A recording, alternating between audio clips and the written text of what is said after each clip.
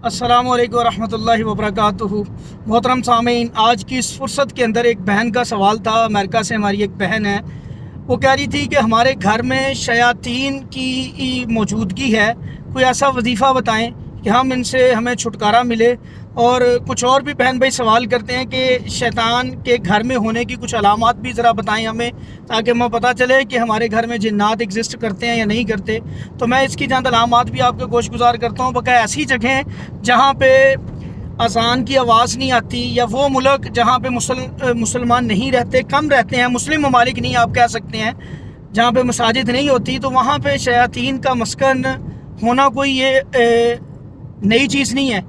यानी कि जैसा माहौल है तो शैतान ऐसे माहौल को पसंद करता है जब वल्गैरिटी होगी आपके इर्द गिर्द, दीन नाम की चीज़ नहीं होगी, लोग इस्लाम से दूर होंगे, इस्लामी रस्म व रवाज के ऊपर अमल नहीं होगा, इस्लामी तौर तरीके नहीं होंगे, तो ऐसी जगहों पर शयातीन एग्जिस्ट करते हैं। तो इसी तरह मैं एक दो अहादीस भी आपके गोशगुजार करता हूँ। एक दफ़ा जब नबी करीम हज़रत मोहम्मद सल्लल्लाहु अलैहि वसल्लम हिजरत करके मदीना आए मक्का से, तो अक्सर सहाबा वहाँ पे आके बीमार हो गए। अब वहाँ पे जब बीमार हुए तो यहाँ से एक बात और आपने नोट करनी है कि जिस जगह पे शयातीन होंगे, ये भी एक अलामत है, जहाँ पे शयातीन एग्जिस्ट करते हैं वहाँ पे बीमारी भी होती है, बेबरकती भी होती है, बीमारी भी होती है। अक्सर लोगों के कारोबार अच्छे चल रहे होते हैं, तो शयातीन के एग्जिस्ट करने की वजह से उनके कारोबार के मसाइल भी शुरू हो जाते हैं, कारोबारी प्रॉब्लम्स, कारोबारी रुकावटें, रिश्तों में रुकावटें, बीमार रहना, ये सारी चीज़ें इसी चीज़ की अलामत है शयातीन के एग्जिस्ट करने की उस जगह के ऊपर।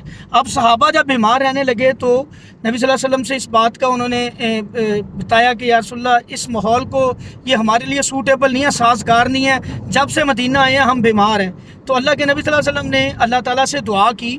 तो अल्लाह ताला से दुआ क्या की कि अल्लाह, जो मदीना की बीमारी है इसको जोफ़ा में ले जा। जोफ़ा एक वादी का नाम है। तो अल्लाह के नबी की ये दुआ कबूल हुई, और नबी सल्लल्लाहु अलैहि वसल्लम ख्वाब में नबी सल्लल्लाहु अलैहि वसल्लम ने इस चीज़ को देखा भी कि काले रंग की कपड़े पहने हुए कोई औरत है, ये कोई असेब भी हो सकता है, ये कोई शैतान औरत भी हो सकती है, जो मदीना से मदीना से चली गई है, मदीना से निकल गई है, और वो अपना जोफ़ा की वादी की तरफ जा रही है। तो अल्लाह ताला ने ये चीज़ उनको, नबी सल्लल्लाहु अलैहि वसल्लम को दिखा भी दी।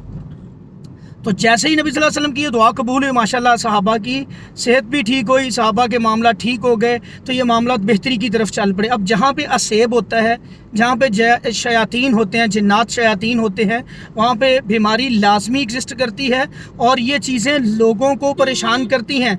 जो मुसलमान लोग वहाँ पे रहते हैं उनको ये परेशान करती हैं, क्योंकि इन मुसलमान के तौर तरीके से इनको इरिटेशन होती है, तो ये फिर परेशान करती हैं, मुसलमानों के लिए शर वाले काम करती हैं, जिससे ये कारोबारी मसाइल, सेहत के मसाइल, ये सारी चीज़ें वहाँ पे एग्जिस्ट करती हैं। तो मैं इंशाल्लाह, ये मोटी मोटी अलामात हैं, जिस जगह पे शयातीन होंगे वहाँ पे बीमारी लाजमी होगी, आपने इस चीज़ को नोट कर लेना है। तो अक्सर कुछ अलामात ऐसी भी होती हैं कि ये शयातीन सामने आके तंग करना शुरू कर देते हैं, जैसे लाइट ऑफ कर दी किसी कमरे की, दरवाज़ा खोल दिया, दरवाजे के अंदर टक टक की आवाज़ें आनी शुरू हो गई, कोई चीज़ फेंक के चले गए घर में, पानी के छींटे आने शुरू हो जाते हैं, खून के छींटे आने शुरू हो जाते हैं। यानी कि मुख्तलिफ इनके तरीके होते हैं इंसान को परेशान करने के।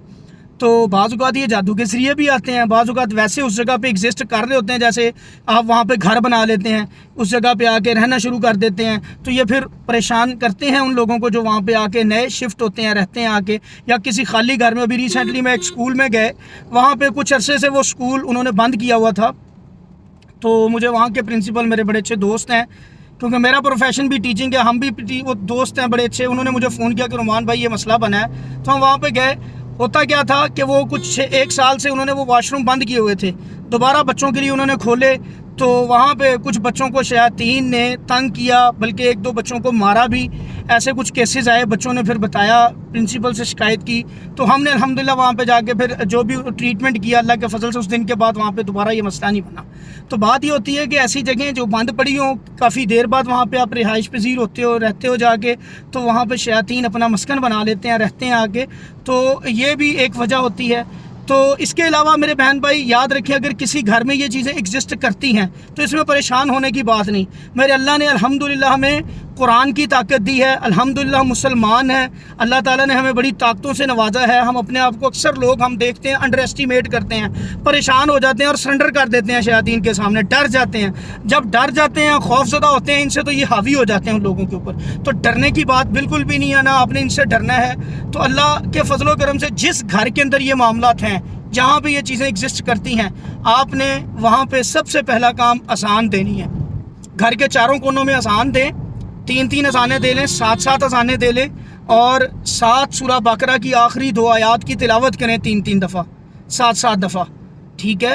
اور گھر کے درمیان میں بیٹھ کے آپ سورہ احقاف کی آخری 7 آیات 7 دفعہ اونچی آواز میں پڑھیں۔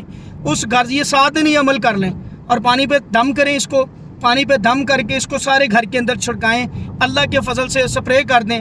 میرے چینل پہ الحمدللہ کافی سارے ایسے دم بھی پڑے ہیں جو گھر کے اندر شیاطین کے اوپر میں نے بنایا، جسم کے اندر، گھر کے اندر ہم لوگوں نے بنایا۔ میں ان کے لنک بھی شیئر کر دوں گا انشاءاللہ۔